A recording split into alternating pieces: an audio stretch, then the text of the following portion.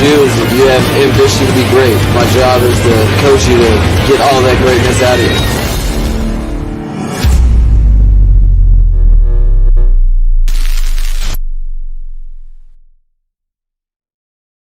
What is good, Fin Nation? What's good? It's your boy Reason, and we are back here for yet another one. We got a bunch, surprisingly, a bunch to talk about tonight.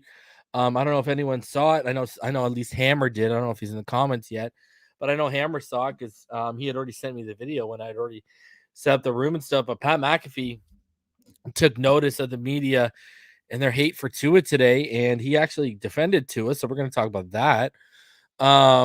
We played Chris Greer's presser here, his media availability from the GM meetings. There's a portion of it I want to go over that I really didn't talk about enough. So we're gonna go over that. There was a quote that went around today. It actually went viral in Dolphins Twitter, courtesy of one of the mods here and the homie Tyler. She put it out there.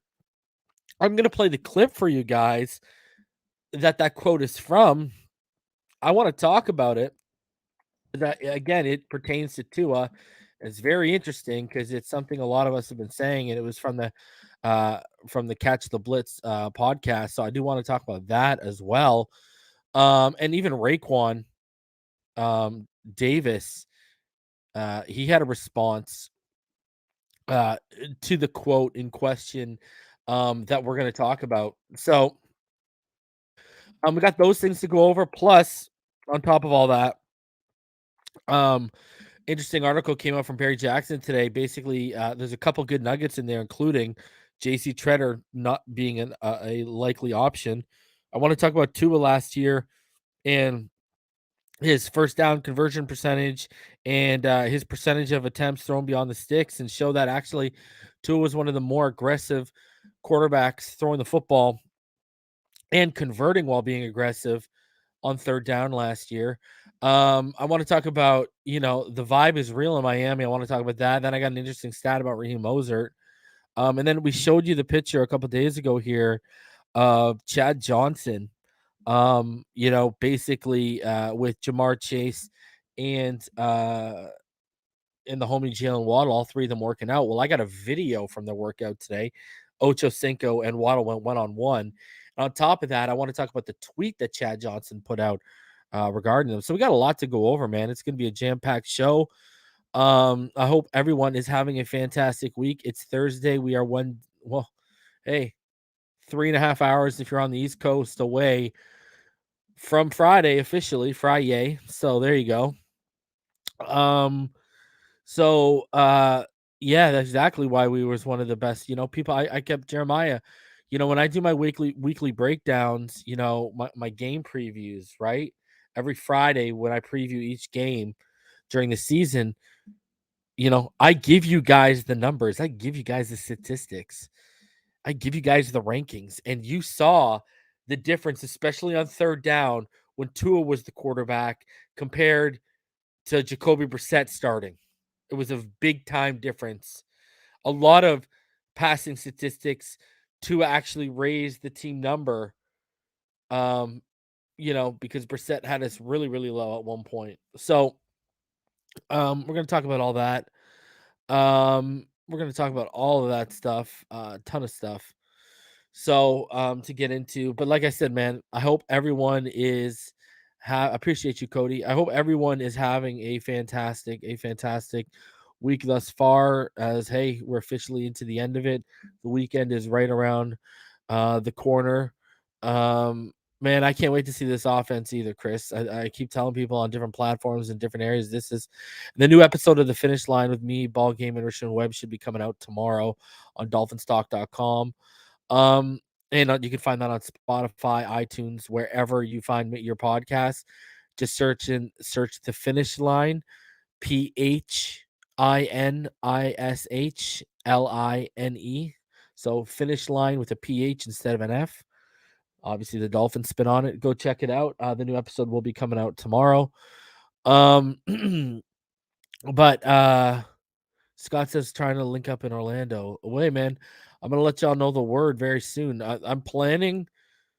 My plan basically is so in May. I'll be flying out on May 1st for my daughter's birthday, which is well, we're gonna be going to Disney and stuff, but I'm gonna be linking up with some of y'all down in Orlando. Like I know Logan, Rhino. I know I'll be linking up a ball game, so maybe I might just do like a little get together, even though it's like an off season. Then I'll be down for training camp, and I'll be down for a couple of games this year if everything goes accordingly. So that's what. When are you going coming to Palm Beach? Okay, so here's the deal. Will you be down in Miami Gardens for training camp? Yeah. So basically, when I come down to training camp, so right now I'm going down with my family. When I come down to training camp, the plan is, a couple people, including EM, we're talking about like we're gonna get like an Airbnb. So I know ball games down too. So probably gonna get like an Airbnb, be down there for the week in training camp, and then yeah. So I won't be down with my family that time around. Um, and I will actually be down. So I will be down from May 1st to May 11th. It's looking like right now. There is going to be a day where I'm actually going to be heading down to see Nick Hicks perform. Hopefully link up with the left arm of God, Tua. That's the plan. So I will be down in that area for at least one day, but obviously it all depends on how everything else works out in terms of you know being able to have time to link up with people down there. And on top of that, I definitely gonna be hitting up batch cookies. You already know, gotta support the homie Nick all day, baby. So I'll be hey, we're gonna talk about that DY2 Street King. Hey, so I'll be in and around. I'll be around. I'll be around. You'll be able to catch a boy.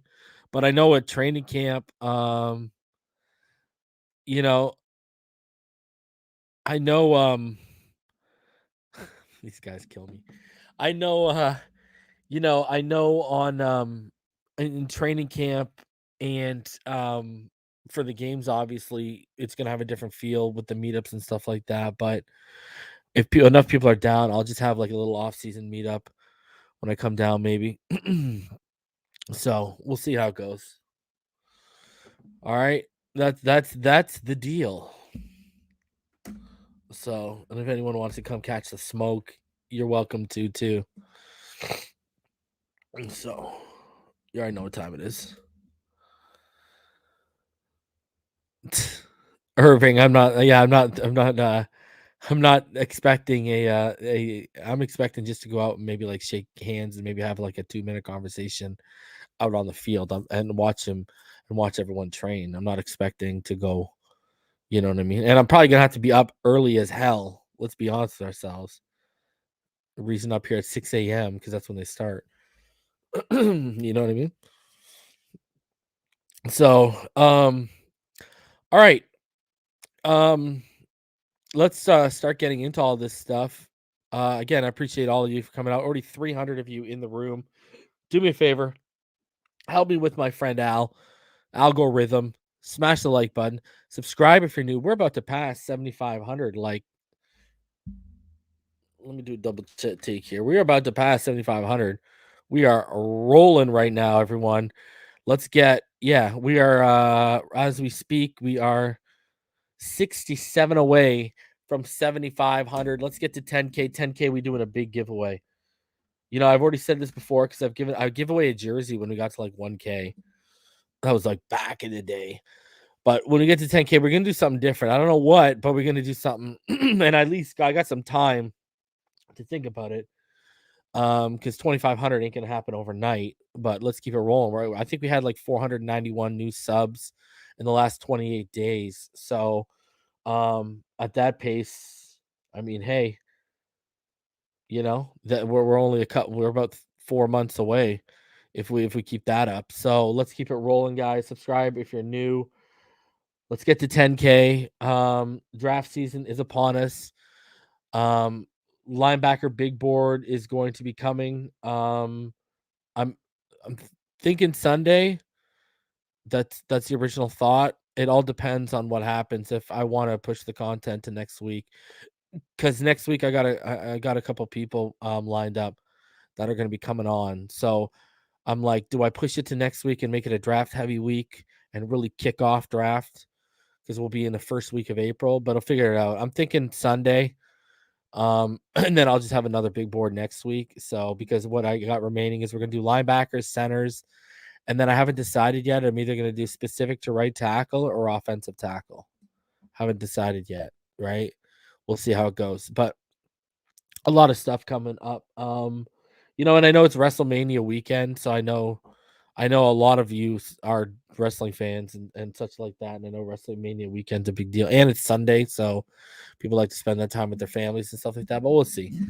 If it ain't coming Sunday, it's coming Monday, right? So we'll see how it rolls. But that's the lineup for this week. I got a couple people coming on the show. All right. And of course our own content too. So let's start off. You know what? I want to start off. I think let's start off talking about, because I know it was a big thing. I put that video out there, and about the media, and I know a couple other people did similar things in terms of YouTube videos or articles. So I know it's kind of like a hot topic right now. And let's get the main talking points here rolling for all of y'all. So let's start with today. So what I did was I clipped them together. So I want to show you what Chris Long said today on Get Up. There's a little bit of what Pat McAfee said in response, because he was there as well. And then I clipped in what Pat McAfee said about the situation later on his own podcast today. All right. So, and again, I'm going to do that little half screen small video type of thing, because it worked last time when I did. Shout out to Dougley for the idea. You were right, homie. So let's see. Let's go here. I want to show you guys exactly what went down, because McAfee kind of, people are noticing in the media, right? People are noticing. Why are we going out of Tua? Why? Because, and let me set this up. Chris Long, he was asked about Devontae Adams and Derek Carr, and he's about to swing it to Tua. And watch, you'll see. Let's roll it. Roll it. Him, I don't know. I'm not on the end. But out of the two biggest wide receiver moves, I like this one way better than Tyreek Hill to Miami. I think it's great for Tyreek in Miami, but there's a guy that can throw him the ball in Vegas. And what Tyreek does is he takes the top off defense. That doesn't really match up with what they do there. Mm-hmm. So I think Devontae Adams is far and away the best wide receiver movement of the offseason. Why are we talking about receiving? Go ahead, McAfee. Well, Tua's just sitting down there with his ukulele in Miami. This is the first time he's been told that he's the starter, and Chris Long's like, well, nobody's going to be able to throw Tyreek Hill the ball down there.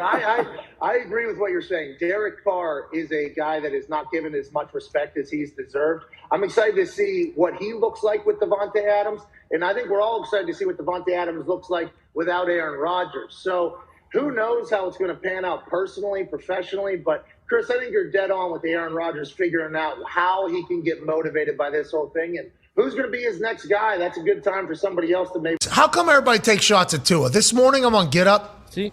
And that was a good transition by you talking about the AFC East. This morning on Get Up, Chris Long was asked about Devontae Adams leaving. I was asked on how I think Aaron feels, and I haven't talked to Aaron since it happened, so I just make up a lie. And that was 19 minutes after I woke up, so I wasn't, in there. But I just had to make up an answer, and I just assumed that Aaron's not excited that the best wide receiver in the game is no longer a teammate of his. I'm not 100% sure, but he might have known it was happening, allegedly, whatever. And then they asked Chris Long was on Get Up. By the way, Chris Long, very good. We are big fans of Chris Long on microphones around here. I'm happy he's getting on Get Up, and I hope that's a more regular thing because we watch that show every morning. He goes, Devontae Adams to the Raiders, definitely a lot better than Tyreek Hill to Miami. I mean, Tyreek doesn't have a guy who can throw him the ball. Devontae Adams has Derek Carr. I'm like, whoa. What the fuck did Tua just take a shot? We weren't even talking about Tua. We're talking about Devontae Adams. Yeah. And all of a sudden, Tua takes a shot. Why is everybody against Tua on these internet football streets, Diggs? I think it's easy, and I think it's popular, and I think part of the reason is because, he was drafted right in between Burrow and then Herbert. Thank you. And then I also think that the Miami Dolphins did not do him any favors by making him a relief pitcher, coming in for Jacoby when he was, not healthy enough to start, but healthy enough to come in and play at the end of the game. And things like that happened. Thanks, Brian. With Fitzpatrick and stuff. Like I think his own organization has set this up for him where he's kind of an easy target now. Gumpy, the self-sabotage. What is going? Everybody hates Tua right now. How's Tua going to hold up? I mean, Chris Long talked about the Las Vegas Raiders, Davante Adams, and then boom, this guy can't even play quarterback. And I respect Chris Long a lot. Multi-time Super Bowl champion, been there, done that. Grew up in an NFL family. Does that scare you a little bit? Go. I appreciate you taking the stand on Get Up this morning, Pat. Tua, just like I said, he hasn't had the team around him. You can say whatever you want, but they never gave him a chance. Like this year, I think judge him after this year. If you don't like how he plays this year, go ahead. But up until now, he hasn't been surrounded by his team, and he's never really had a chance. This is his year to prove that he is a good quarterback in the NFL. And I'm not saying this is like Tua's injury prone, but if he does, like the only worry I think is that they have an unbelievable roster now. But if he gets injured again and misses 4-5 games, is he going to fall into that like Jimmy G? This guy stinks, yeah. Well, even the Jimmy G category where it's like, hey, yeah, when you're playing, you're great, but you've been hurt every single year. AJ, do you remember them fucking saying that he had nothing wrong with his ribs? Oh yeah, of course. That was so Why? bad. Why did that happen? I don't know. I have no idea. That seemed planned to bury Tua. That seemed. Yeah. That was the thing coming in on Tua though. Like, is he sturdy enough to hold up a 17-game regular season NFL schedule coming out? He was coming off the hip, right? He had his labrum shaved down, or he had something going on there that he was rehabbing. So yeah, he needs to hopefully stay in the lineup the whole season and play well, and then I think you can kind of have an accurate assessment of what you think he may be. Look what McAfee said. Shaved down, or he had something going. Look what McAfee said. So Why? Why did that happen? I don't know. I have no idea. That seemed planned to bury Tua. That seemed. Look. Remember them fucking saying that he had nothing wrong with his ribs? Oh yeah, of course. That was so. Why? Why did that happen? I don't know. I have no idea. That seemed planned to bury Tua. That seemed. Yeah. You got a former NFL player and now a massive media personality like Pat McAfee basically saying, this is a guy who's been in locker rooms. This is a guy who's dealt with NFL coach egos. This is a guy who's dealt with conflict and drama going on in locker rooms, because there's a ton we never hear about. And right there, he's telling you, this looks like they set up the plan to bury him. And if you go back and read, when I actually originally reported in the beginning of November, when I was hearing, players don't believe in them, long before all this stuff broke in the offseason that I ended up being, dead on about back in November or whatever, in that same, article, I said these talking points, I'm paraphrasing, but I said, these talking points being fed seem like they're coming from Flores' camp, and it's a Flores camp versus Tua camp thing right now, and it's about who's going to get ahead of the curve. And now you're sitting here saying, Pat McAfee, a guy, dude, he knows more about NFL locker rooms than any of us in this community on YouTube, in the Dolphins community combined.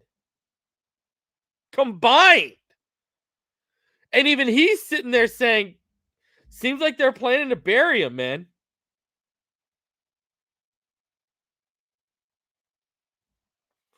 So think about that. That's why that holds weight, because of who it's coming from.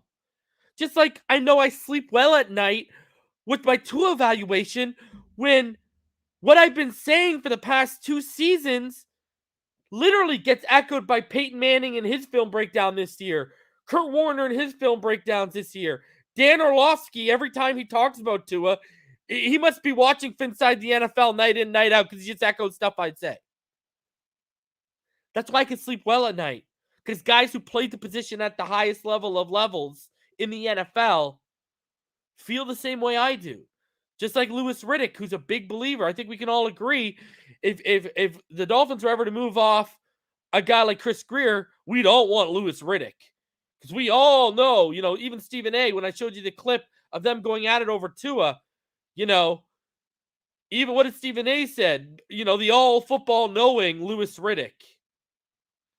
So even his peers know how brilliant of a mind is. So when all these brilliant minds aren't out on Tua and they're echoing the same stuff, even though I keep it objective, people want to call me a Tua stan, whatever, but I keep it as objective as anyone out on these streets, bro.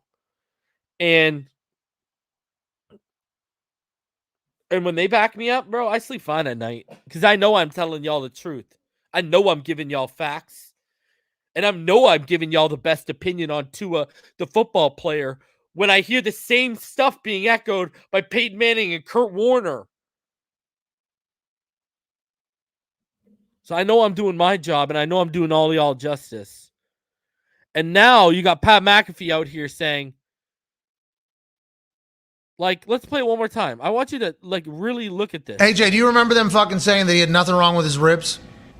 Oh, yeah, of course. That was so Why? bad. Why did that happen? I don't know. I have no idea. That seemed planned to bury Tua. That seemed. Yeah. Just saying. The vision, they weren't the only.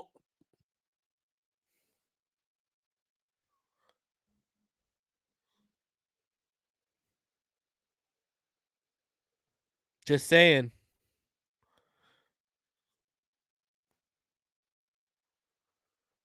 You got a former NFL player out here, now media talking head, basically yelling Beastie Boys sabotage in a way.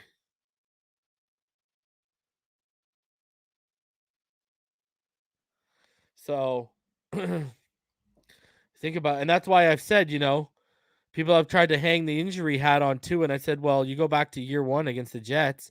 He wanted to play in that game, but they held him out over his finger. This year, we know he wanted to go back in over the ribs, but he couldn't. But I do know for a fact he was healthy, well before he would have been scheduled to come off of, the, IR, the 3-week minimum. Then you also had the hand injury that looked like they weren't telling us the truth about. I'm just saying, kind of crazy, man, when you actually think about it. And go back to what Pat McAfee was originally talking about. Why all the hate for Tua? It's ridiculous. And it kind of does segue into what I do want to talk about next, because you got to start asking yourself, are these people going to have to end up apologizing? And how cringy is this going to be? Are people just going to swallow their pride if he's successful? Which I think he's going to be this year. How's this going to work out? What's this going to look like? So one of the mods here on Phinside of the NFL, longtime supporter of me and this channel, Tyler, the homie. You can find her on YouTube, Cali Girl. 02, I believe is her name. Shout out to the homie Tyler. She posted the quote. It got viral a little bit. The homie Austin, another mod here, said, hey, where's the article? I shared the clip. And I feel, hey, if people on Twitter wanted to see it, I'm sure y'all want to see it. I want y'all to hear this. So this is from the Catch the Blitz podcast. All right. And let me set it up for you a little bit here. So basically what they're talking about is, again, the media hate with Tua right now. And just kind of how it's like a little over the top here, and how, people are just kind of like, they didn't say fucking reckless, but people are basically out here, I don't know, man. People are out here just basically saying, ridiculous things. So anyways, Thomas Pokranick basically said this about Tua heading into next season. And I want to play this clip for y'all. Memes on Twitter and everyone gunning for him. I'll say this: next year, the apologies better be as loud as the disrespect has been, because Tua in this offense is not only going to be an above average to good quarterback next year, he is going to take a huge step, because that's a bold for play. The first time Love in his the Blue career, Jays shirt. Miami has finally surrounded himself with a core that is capable of winning games. All this guy has done in his career to this point is win with nothing around him. 2 straight years, winning record with Miami, with a 32nd ranked offensive line and a non-existent running game. I'm just saying, Is he wrong? Because I've said this from day one, keep that same energy. When this kid starts popping off, I want people to keep that same energy. And, my job is to bring you guys the news. So when you hear me, even when I talk about, hey, if Tua falls on his face, Lamar's going to be the option. What do I always say? I don't think he's going to fall on his face. I keep telling y'all, when Dan Orlovsky, before Dan Orlovsky, I was saying this guy is going to give you top 12 play, I think, in this offense. He gave you top 15 NFL quarterback play during that 3.5-4 game stretch in November. And that was with nothing around him personnel wise. That's with the coaching staff that didn't believe in him or didn't put him in a position to be successful consistently. And now you look at what's around him, from the coaching staff to the personnel on the field around him. It's a much different situation right now. He is in a very good place, and he is set up to be as successful as any of these quarterbacks, whether Burrow or Herbert, have been right now with what's going on. And so that's why it's made it even more of an emphasis on a put up or shut up year for year 3. But I think he's going to deliver. I'm not worried. This man had a 13-8 winning record, 14, I believe, and 8 as a starter, if you want to actually count the Ravens game. And look what was around him. For all the praise people try to get Brian Flores, and everyone wants to say, oh, the defense. Okay, well, explain to me why between Brissett and Fitzpatrick, Flores could only have a winning record with Tua. I'll do you one better. Let's take out the tanking season. With that same defense in 2020, so 2019's off the table. With that same defense in 2020, why did Fitzpatrick start off 1-3 and have to win 2 in a row? One of those wins against a massively depleted 49ers team to just get to 500.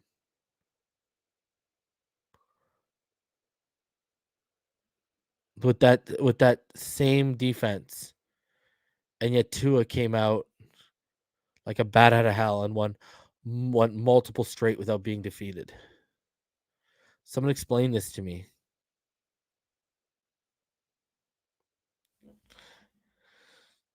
Keep telling y'all the kid's a winner, man. And now you're going to see him in a position. Big John Stunn, I've been saying it feels like fate. He's our QB since day one. A lot of motherfuckers going to eat a lot of crow.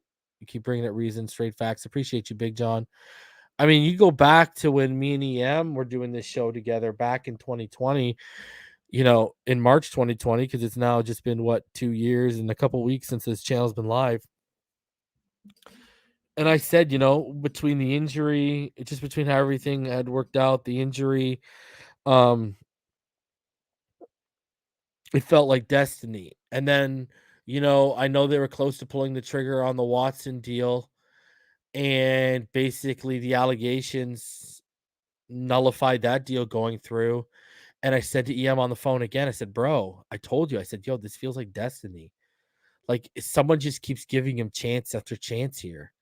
And then now you look, it was basically at a boiling point where it's going to have to be Flores or Tua. And because of Flores was treating other people, not just Tua, other people in the building, they moved on Flores. And now Mike McDaniel's been brought in. And I'll say this till I'm blue in the face. While everyone is out here saying, he's going to go to New Orleans. I want to see him under Sean Payton. I kept saying, man, from day one, I said, I want to see him under Kyle Shanahan. And now you see how he's being set up. It just feels like he is destined to be our quarterback. And I think the first time I ever mentioned this 2 years ago, I even prefaced this with, I'm not an overly, spiritual person, or, I believe in a higher power, but, I'm not sitting here, saying I believe in the Christian Bible or Catholicism, and this just feels like destiny, and it's kind of crazy. It's kind of weird to see play out, but it's kind of crazy. And I do think just under circumstance in terms of our coaching staff and now the personnel, I do think he's gonna be successful, man. Literally, he has to be the Chris Greer on the field. He's got to be the facilitator. You've given him the groceries, and now he's the sous chef, and he just got to get these groceries in the hands of these cooks, these playmakers, and they got to get cooking out there on the field, right? They went out and executed a grocery list. They got him the groceries, and now as a sous chef, he got to make sure he set up these cooks in a position to cook. I'm talking about these playmakers like Hill and Waddle and stuff. So it'll be interesting to see how it all plays out. But I think we're gonna be fine. I really do. And it's just nice to see though that other people in the media are seeing it. Like, even he said, I respect Chris Long, but why are we pivoting back to Tua when we're not even talking about Tua? Like this conversation wasn't even about Tua, but we're making it about Tua. We're talking about we're not even talking about Tyreek Hill. We're talking about Devontae Adams. And all of a sudden these people be pivoting to Tyreek Hill, and then they pivot to Tyreek Hill just to throw shade at Tua. It's like, what unholy things did this man do to y'all wives? Like, it's so clickbait. These people just want to make money off of him and his name, but they want to slander him in the process. It's unbelievable. Another main talking point here that you saw in the headline, in the thumbnail. Actually, before we go that, I wanted to show you guys this. Raekwon Davis actually did respond to that video that I just showed you guys. I want to show you guys exactly what Raekwon had to say in regards to it, because this is what Raekwon said. He said, "Nah, for real, we ain't tolerated no more." So, you got Raekwon even up here. He's fed up with it, right? Because the video that I showed you was actually originally posted on Instagram. So this is what they said earlier. Even the guys on the defense are sick of it. We knew Mike Gesicki and some other guys were sick of it on the offense last year, but now even our defensive players are getting sick of the nonsense.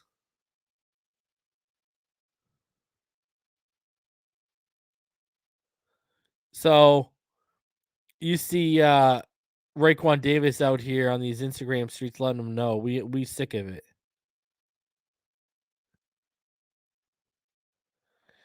So, and they go back. It'd be the same thing if Najee was on the team, right? Raekwon was one of the captains of that defense as a starter, and Tua was there as a captain of the offense. So, these are two. They were captains of the football of the same collegiate football team too. So, I mean, their bond goes deeper than just the NFL. And you see him, he's like, "Yo, I ain't tolerating this no more. We done." So, shout out to Raekwon for coming out.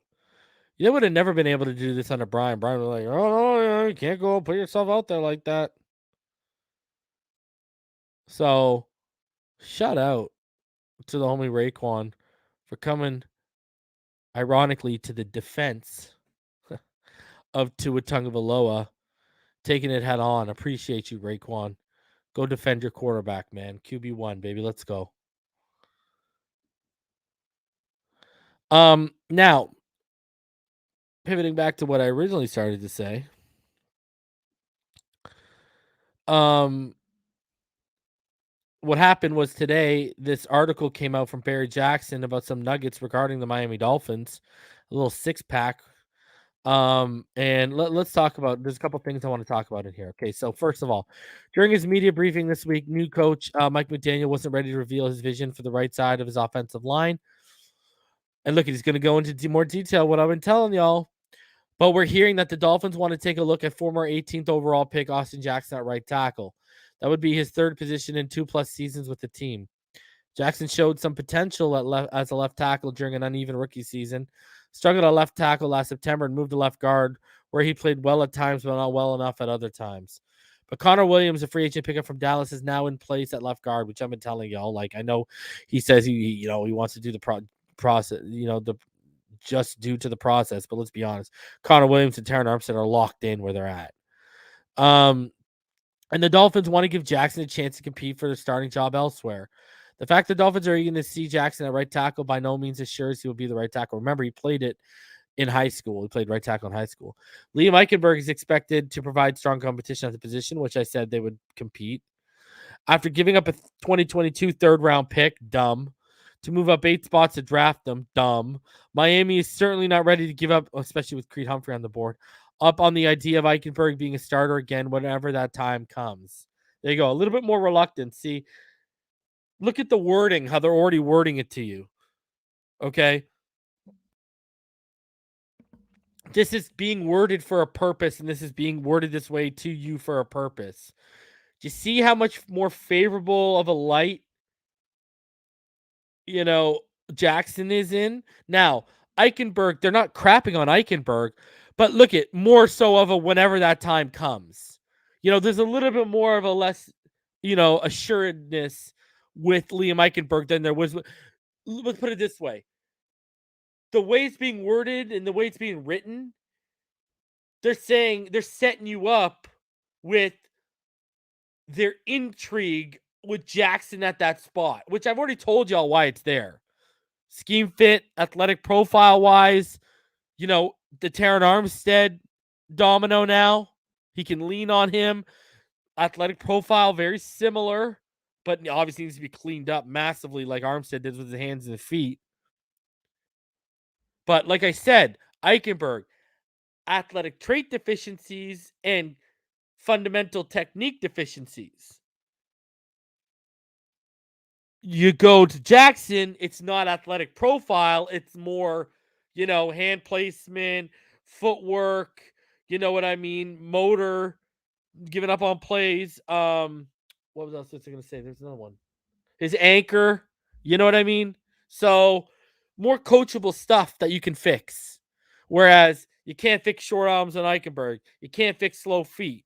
You can't fix lack of athleticism at the second level or an open space. You either got it or you don't. Right? It's like same thing. Everyone wants to talk about quarterbacks. Okay. You either got a cannon or you don't. Now, through mechanics, you can get more arm strength, but you're never going to jump from like a Tua arm to a Josh Allen arm, no matter how perfect your mechanics are. So anyways, and there's always the possibility that Robert Hunt, the most advanced of the Dolphins' young linemen, could move back to right tackle where he played effectively with the final 2 months. But the Dolphins were pleased with how Hunt played last season at right guard, and there's some sentiment internally. So you see what they're doing? So they're saying basically, okay, Jackson's going to be given the shot. Eichenberg's going to be able to compete with them, but they kind of, the intrigue of Jackson, it leads him as the early front runner leading into OTAs and camp, whatever, with the current roster. And they're basically saying, if Jackson or Eichenberg don't work, then they're going to have to kick Hunt out there. All of this is fluid. If Jackson and Eichenberg don't seize the right tackle job, then Hunt at right tackle would become a possibility. There you go. But the Dolphins believe there's a potential for Jackson to become an effective tackle. Same with Eichenberg. You see, but Jackson, they're stressing him a little bit more. I'm telling y'all, trust me. If one of those players can become a reliable player protecting to his blind side, that would solve one of the 2 remaining questions on the offensive line. 2 remaining. So center is still a question to them. This much is clear. The Dolphins coaching staff likes the upside of these 3 young players, something general manager Chris Greer has repeatedly noted. The other offensive line question, who will challenge Mike Dieter for the starting center job? It's telling that Greer said the team will seek competition at center as opposed to a clear-cut starter. And then it goes on to say here, and this is where, you see in the thumb what I was talking about. Miami. There you go. Miami, they to this point, they've been disinclined to spend much money at the position. That makes JC Tretter, the top available free agent, not a likely option at this point. There you go. But that could change if the Dolphins change their thinking and if Tretter accepts less than market value. Now, they haven't made an offer. I've heard they've checked in on him. That's about it. I know there is concerns about his knee, and that's why he's not getting the market value that he thought he'd get. So, and I don't think they're looking to, blow the bank on JC Tretter. Right. I've told y'all from the get-go for months. Since we made these hirings, I've said Alec Lindstrom from Boston College will be a target if he's there. One interesting option, Ethan Pacic signed with Cleveland on Tuesday after 40 games for Seattle. There are only a couple remaining free agent centers with considerable starting experience. Matt Paradis, there had not been a Dolphins pursuit as of late last week, and former Las Vegas center Nick Martin, who was the Raiders starter from 2017 to 2020, but not last season. And Frank Smith coached Nick Martin. There are another half dozen players who have at least a few games but weren't starters last season. There are 2 NFL draft prospects who were coached by New Dolphins offensive line coach Matt Applebaum in Boston College. Guard center Zion Johnson, who won't be there. And it's Alec, not Alex. It's Alec. Alec, not X. So it's Alec Lindstrom. Johnson won't be available with Miami's first pick at 102. Mel Kiper projects him a late first rounder. Makes sense. I agree with that. But Lindstrom would be. Here's how NFL.com's Lance Zierlein asserted the 2-time all ACC center, and I'll be doing my breakdown of him. He's in my top 5. Don't worry. Gritty, competitive center with below average NFL size and athletic qualities. Lindstrom has a good feel for landmarks, but doesn't play with enough bend or lateral quickness to consistently get to where he needs to go. He will turn base blocks into wrestling matches, but needs to play with more accurate hands to help improve his win percentage. Lindstrom has been training in South Florida with noted trainer Pete Bomarito. Other centers that could be available, Arizona State's Donovan West. I think he'll go earlier. I don't think he'll be there. Kentucky's Luke Fortner. He's okay. I love Cameron Jurgens out of Nebraska. He's in my top 3 at the position. Wake Forest, Zach Tom, Utah's Nick Ford, and Doug Kramer. On that list, I like West and Jurgens the most. We hear that if the Dolphins had not gone to 4 years and $65 million for Emmanuel Ogbah, another team was ready to sign him to a very similar deal to that.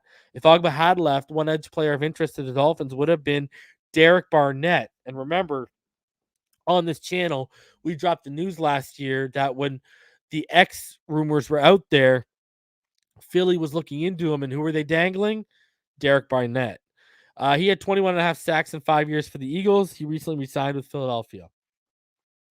Besides center and punter, the Dolphins will be looking center and punter. Let's go.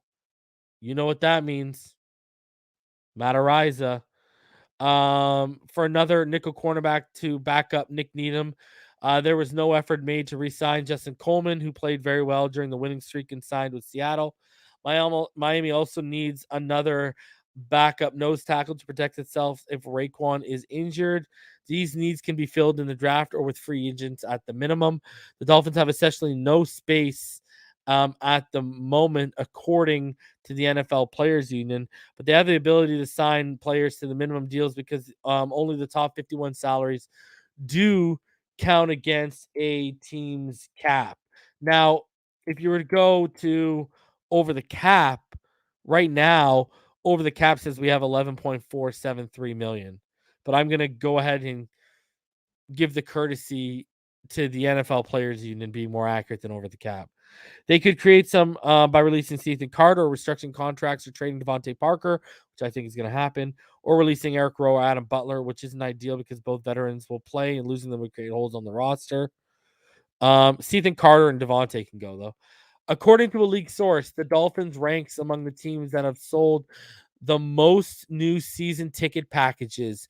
Even before free agency started, demand has picked up further since the team's free agent spending spree.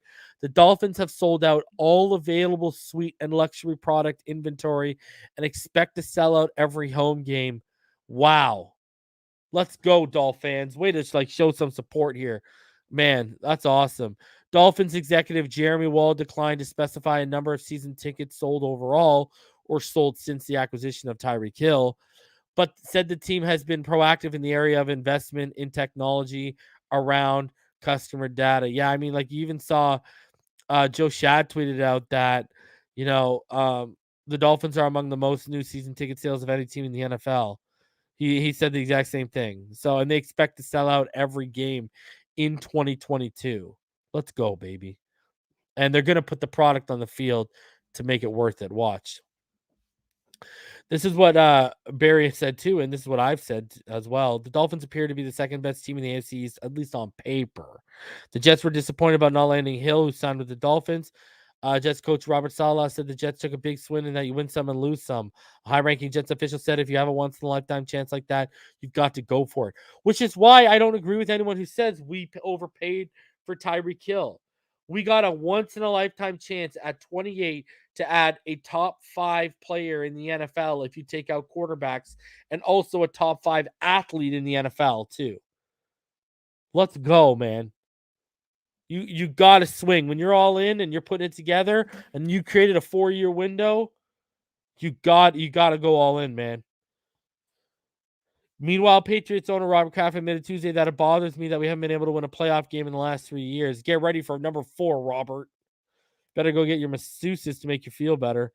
And I'm happy that we had, I think, a great draft last year and made up for what happened the previous 4 years or so. Get used to the disappointment and dismay, Robert Kraft, because the Dolphins have leapt you in a big way. And he actually even said at one point that Mac has to take a big leap this year. And I know people were jumping all over and saying, oh, see, Robert doesn't believe in Mac. Whack Jones. Since Tom Brady left for Tampa Bay, the Dolphins are 19-14 and the Patriots are 17-16. And what's funny is if you go back to 2019, I used to tell TD and EM a ball game when we were up on our panels, when Tom Brady retires or whatever, that dynasty stops, watch the parody begin in the AFC. And you look at where, 2020, 10 wins didn't get us in the playoffs. Last year, you look at, you got to win like 11 to get into the playoffs. And, before that, you could win 9 because the Patriots are out here winning 14 or 15 of them anyways. And just, people are just taking L's on their schedule. Here are the projected AFC East win totals, courtesy of Caesar Sportsbook. Buffalo 11.5, Dolphins and Patriots 8.5, and Jets 5.5. So I expect us to have more than 8.5. Take the over. Put your money down wherever you're at and take the over. I expect more than 8.5 wins. Are you crazy? Let's go.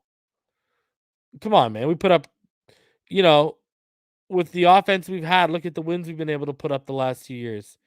Ain't no way we're not putting up more than 8.5 wins. I think this is at minimum a 10-win team, but I think 11-12 is realistic as well. This team is going to win a playoff game. I'm telling y'all right now. I can feel it. See, Mark, I don't actually agree with that, and I'll tell you why. McDermott owned Flores. Because remember, we had games where we shut Josh Allen down. But McDermott and his staff owned Flores. I'm going to tell you right now, we beat the Bills this year. They don't want to see us in year 1 or year 2 in week 1 or week 2 this year with this offense. There's going to be a learning curve and an adaptation period for defenses and coordinators for the speed and the scheme we're about to hit them with. You don't want to see us early on because there's a good chance we might come out of the gate blazing.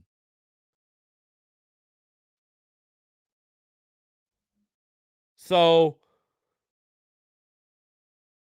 I hope we see them in the first couple weeks because we'll beat the Bills in the first couple weeks.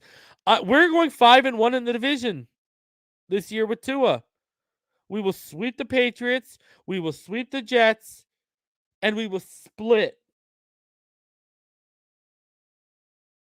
with the Bills. And Tua going to give you top 12. And I'm going to tell you right now, listen.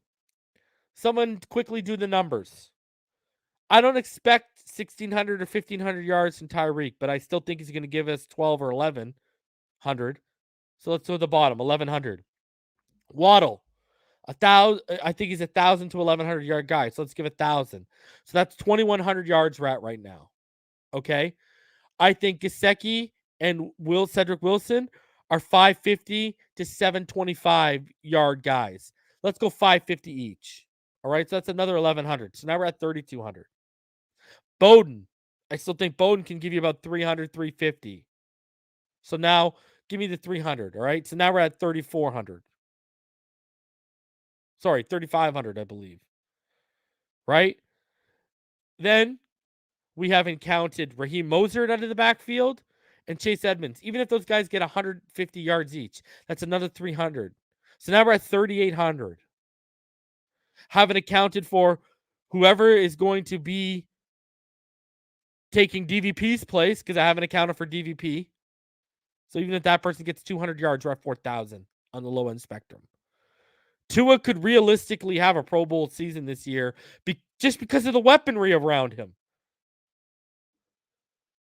Jose Lucas, do we have enough on offense to win the AFC? Yes. I still think we got 2 holes in the offensive line we can shore up, but our offensive line right now, I think, can give us top 20 play. That left side, run blocking and pass pro, especially run blocking, it's one of the best run blocking left sides, if not the best run blocking left sides in the NFL. And in pass pro, it's top 5 in pass pro too. Dieter could very well take a next step with that left side locked down and Hunt next to him. Yes, I think there's a chance to. I bet you Tua is. Dan, I bet you Tua is a captain this year. Exactly, Liverpool. I didn't even account Durham Smythe.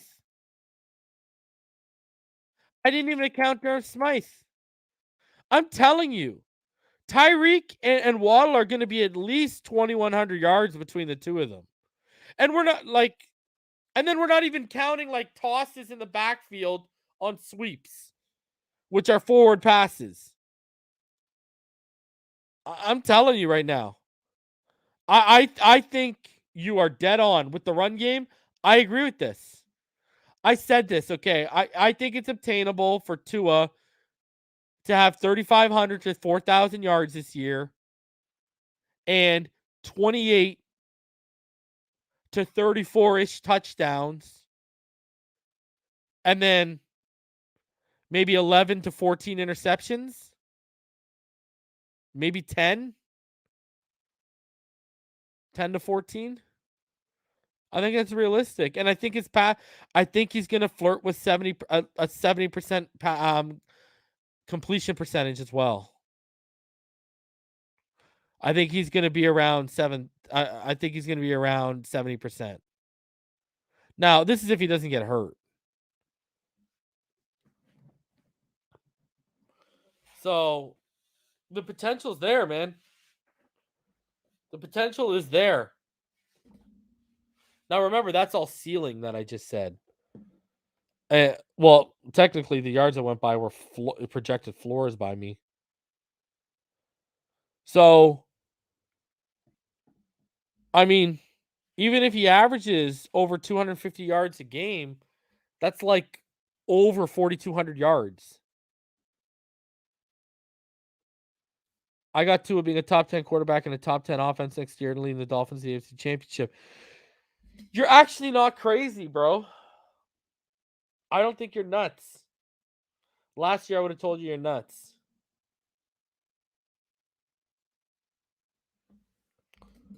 I really think, and I've seen videos, Tua's getting the torque back, ladies and gentlemen. So, all right, let's talk about another little weapon we're going to have next year. It was kind of glossed over when we talked about Greer's presser. And the Tyreek Hill had interesting first requests from Dolphins following blockbuster trade. The Miami Dolphins acquired perennial Pro Bowler wideout Tyreek Hill from the Kansas City Chiefs this offseason for 5 draft picks, including first-round selection next month. The addition of Hill also meant a new contract extension as he inked a reported 4-year, $120 million extension that averages $30 million per year with $72.2 million guaranteed. fair to assume that Hill is going to be the focal point of Miami's new look offense. It's a weapon that can do it all, whether it's taking a screen to the house or being safeties deep and over the top for the long score. While Dolphins general manager Chris Grier is dreaming of how his new head coach Mike McDaniel used Hill, he was thrown off by Hill's first request. Tyreek, the first thing he said was to make sure I'm back there getting a couple of punt returns every game. That's right. Hill wants to be the punt returner for his new team. Hill has returned a total of 86 punts in his career, but almost all of those touches came during the first few seasons in the league. He fielded just one punt in each of the past 2 regular seasons for a grand total of 0 yards. When given the chance, however, Hill has been very effective as a return man. In his rookie season, he returned 39 punts for 592 yards and 2 touchdowns, and also returned one of his 14 kick returns for a touchdown, and he was named an All-Pro as a punt returner and made the Pro Bowl as well. And if you recall, Hill did return a punt for 45 yards in a divisional round victory against the Buffalo Bills. I mean, and you can see it right, there's you guys remember, I don't want to click on it because I'm going to get hammered with a what's it called? I'll clip it out if I do though. Let's go. Punt it again. Bills second best in the league in coverage. There was some pressure. You see this? I'll take it off. Look at, here's his punt return in the divisional. Let's go. Let's go. Let's go, baby. Just another weapon. Add it to the fray, baby. Add it to the fray, baby. See how quickly it can swing momentum? Let's go. Hey. He wants to be another weapon at our disposal in any way, shape, or form. You know what this shows me? That he's a team player. That's what this shows me. That he's a team player. How are you going to hate on that? So you look at him in his first 3 years when he got the majority of his kick returns and his punt returns. So in 2016, he had 38 punt returns for 592 yards. His longest was a 95-yard punt return for a touchdown. He had 2 touchdowns that year. In 2017, he had 27 returns for 212 yards and a touchdown. And then in 2018, he had 26 returns for 208 yards and a touchdown, and his longest was a 9. Every year he's been so. When he had 38 touches, his longest was a 95-yard return, punt return. When he had 27 touches, punt return touches in 2017, he had an 82-yard return. And in 2018, he had a 91-yard return. I mean, he just makes magic. Another guy that shifts the field. So you give him a chance, you give him a little area, he's gone. So I ain't hating on him just wanting to continue to contribute to this team and him wanting to be a factor on Sundays. I encourage that. Shout out to Tyreek Hill, man. Already looking to put in work and make this team better any which way he can. The ripple effect of him is going to be huge. Next thing I wanted to show you guys was this chart here and third down pass aggressiveness. Now, this is this is courtesy of Sharp Football here. And if you guys don't know what Sharp Football is, that's Warren Sharp. You can go check him out. You just Google him. And you look at him, this shows his ability to convert third downs, manufacture, chain movement here. And it shows that, he did it frequently and it didn't matter if they were third and long and such. Now, you're not going to complete every single one. But now, when you look at this right here, so the top is the first down conversion percentage. Then the bottom is percentage of attempts thrown beyond the sticks. So when you look at Tua here, he's right there with Justin Herbert, right? He converted at about a 45% first down conversion rate. And, him and Herbert are about 0.55% of attempts thrown beyond the sticks. So only one person, they had a higher percentage of throws beyond the sticks than Patrick Mahomes. Tua did. So did Herbert.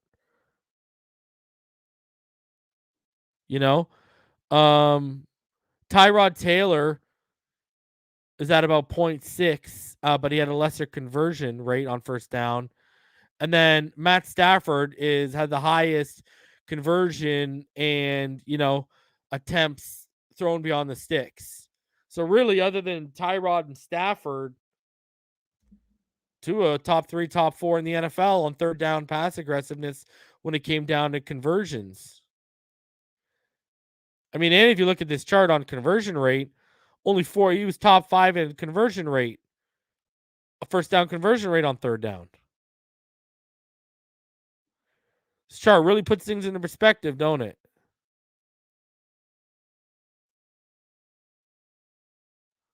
Justin Fields just literally falling off the chart over here. So, just a visual for you guys to see how effective Tua was on third down. So when you see people trying to blame drives dying on Tua, by the looks of it, just by this chart, Tua was a big reason we're complete. Go look. Where's Jacoby? Oh, there's Jacoby. Look at Jacoby. All the way over here. One of the worst in the NFL. Decent conversion rate.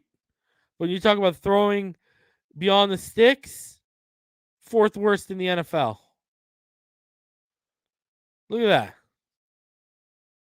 Stop. But people were trying to tell y'all Teddy was going to take the job.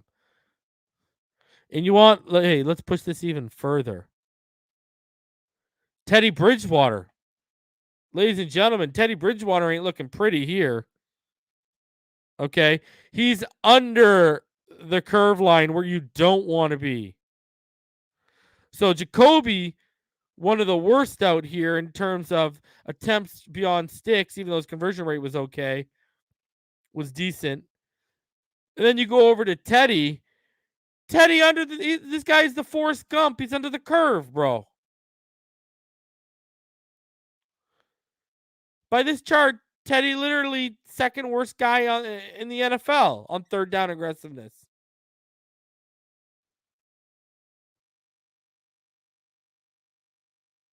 And he had a better offensive line and a better running game and more weapons at his disposal than Tua had last year. Whew. Ouch. Ouch. Where's Sally Fields to sleep with the principal to get you out of this one, Teddy? Because you on the Gump curve here, bro. That ain't good. That is not good. So, people out here trying to blame Tua for drives dying on third down conversions. A, you're wrong. And if you are, that means you're literally selecting third down failures out of a vacuum because he's one of the best in the NFL. And on top of that, if you're the same people that expect Teddy to be the starter, if you think Tua's not good on third down, boy, are you in for it.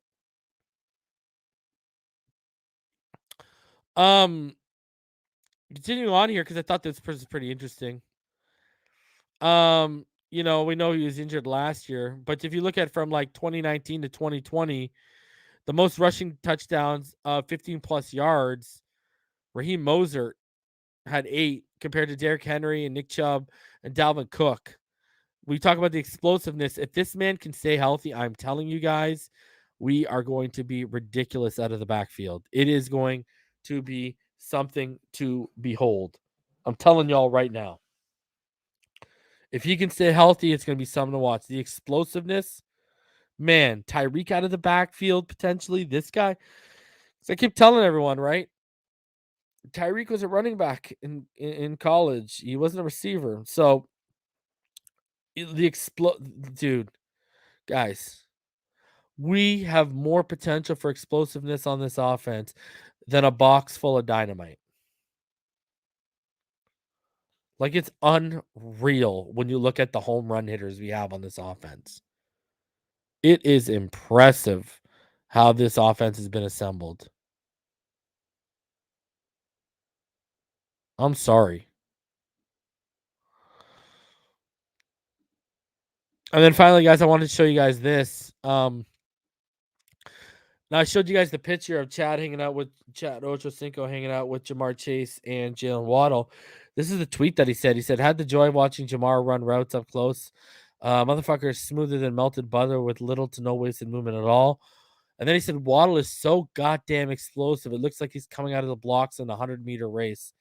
And he said, "These fuckers are really good."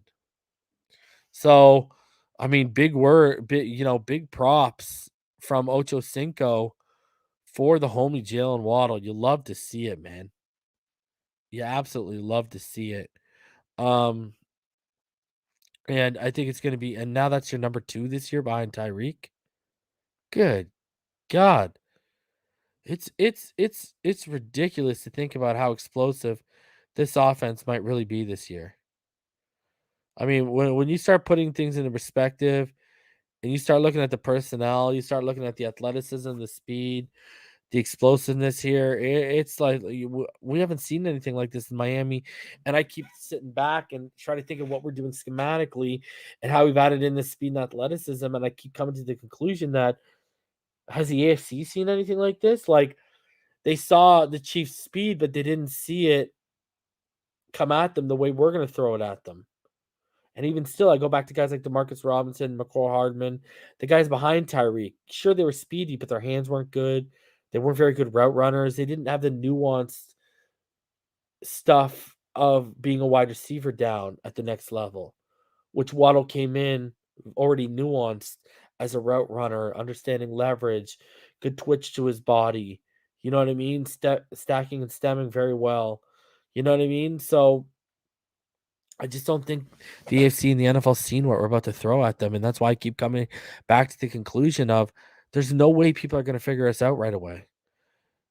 You know, like I keep coming back to, man, this team could really score points at will, especially early on when people try figuring us out. Because people are going to try different things trying to figure us out. And if we key in on that and force them to make mistakes, you know, you look at, okay, right? You're going to see a lot more tight formations this year out of that, 20, 21, 22-man personnel package that we did last year. But even still, it's hard to defend that when it's tight. And, okay, then we spread it out. Like, okay, if you have 4 or 5 corners that can defend, cool. But you have 4 or 5 corners that are as speedy and as athletic as we're throwing at you. Do you have linebackers on the second level that can pick up our speedy, athletic running backs coming out of the backfield into the flats and such? Do you have anyone that can keep up with Gesicki after you factor in all those guys? I can't come to any other. I will be shocked if this team comes out flat offensively. Let's put it that way. I will be absolutely shocked. So, I mean, all I can say is check your pulse, baby. It is real out here right now. It is real. Man, I can't wait. Is it September yet? Let's go. It's not even the draft. Let's go. If you follow me on Twitter, you saw the draft that I put up yesterday. You know what? I'll put it up here. It's because it was the first official mock draft of the season, technically, that I put out there publicly. And I think I did fantastic, and kind of a segue into what we're doing this weekend. But I'll show you guys. It got a lot of love, actually. Got over 266 likes. So let me show you all this. So this was my mock draft. Go ahead, follow me on Twitter at @the_real_reason. This is the mock draft I put out. I didn't make any trades. So I had Leo Chenal fall to me. I love Leo Chenal. He's in my top 5. Spoiler alert. Fall to me at 102. Solved our linebacker issue at 125. I took Matt Ariza. And actually, this was my first ever mock on Draft Network of the season. And they got Matt Ariza as the number 100 player overall. So I took him at 125. And then I took a center I really love. I think he's a top 3 in this class. Cam Jerkins out of Nebraska. I took Devontae Price. I talked about him when I did my big board out of Florida International. There's your third down back. And then a favorite I know of a lot of you guys out of Texas Tech. I know a lot of y'all love Eric Azukanama. So I took him. He's still lingering around at 247, added to the room, made him technically wide receiver 5. I mean, we come out with something like this, and baby, oh baby, we are rolling. We are rolling, man. That is an A+ draft with what we have at our disposal, in my opinion. So I so happy that, because I was expecting to take Anderson, the linebacker out of Montana State, who I really like too, and Leo fell. So I was like, let's go, baby. Let's go. So that was my first mock draft of the season. We're doing for fun, but we're gonna do some serious ones as we get along into April and the big boards come out. But I wanted to show you guys, this was the first one I put out for fun on any platform. So I wanted to show you guys it because it got a lot of love. It got a lot of good feedback. I really love this draft. Like, this would be, I would be happier than a pig and you know what if we came out with this draft. Like, I would be so excited. It would be ridiculous. Brandon Smith was gone, Ish the Human. Brandon Smith was gone. Obviously Lloyd, Nakobe was gone. Who else is gone? I think Muma was gone. Yeah. So I took Leo, and I think there's a lot of development left in his game. So he's a good athlete, man. So yeah, so there you go. That's what I took from 102 all the way to 247. You know what I mean? So it was either going to be him or Anderson, and I think the upside with Chanel is there more. I think there's more things you can do with him than that was done at the NFL level. But we're getting into that when I talk about him with all y'all, and we show some clips and stuff. And remember, the big board is coming this weekend. I'm either going to drop it Sunday or Monday because I'm going to have a couple people coming on next week on 2 different shows. We're going to get into draft season. So keep posted. We got a couple interviews. Well, not interviews, but you know what I mean. Draft specific shows coming up. And then so I'm gonna be dropping my linebacker big board on Sunday or Monday. I'm aiming for Sunday, but it all depends. I'll feel out Sunday if if it just feels more natural that we go Monday, so be it. But it's coming. So on one of those 2 days. So be on the lookout for that. And then after that, next week we'll be doing center. And then the week after that, we will be doing either offensive tackle or specifically right tackle. I haven't figured out which one yet. And then we'll be basically done our big boards, and we'll be getting into mock drafts. And again, we are getting into, that's another reason why I might drop it on Monday, because it'll officially be, mock draft season. It'll officially be the start of a new week, and it'll be the start of draft heavy content. So we'll see. But Sunday or Monday, be on the lookout for me for that linebacker big board. We'll be coming heavy with that. Guys, I appreciate you for spending some of your Thursday night with me. Yeah, exactly, Florida. Leo has the tools to do it in coverage, baby. He hasn't even been tapped into yet, I don't believe. And I think there's a lot left on the Leo plate, and I think that guy has the potential to be the best linebacker in the draft if everything comes together collectively in the right environment with the right coaching staff. Everyone, I appreciate all of y'all for coming out. Caramel, you can email me. I've actually been getting a lot of sponsor emails, so email me finsidethenfl@gmail.com. All right. I appreciate each and every one of you for coming out. Love all y'all. I love Damon Clark, Damon Clark too, Rome. The problem is the injury. So that dropped him big time on my board. I appreciate, because he's not apparently going to play this year. So appreciate each and every one of you. Guys, have a fantastic night. I will see all of y'all tomorrow or Sunday.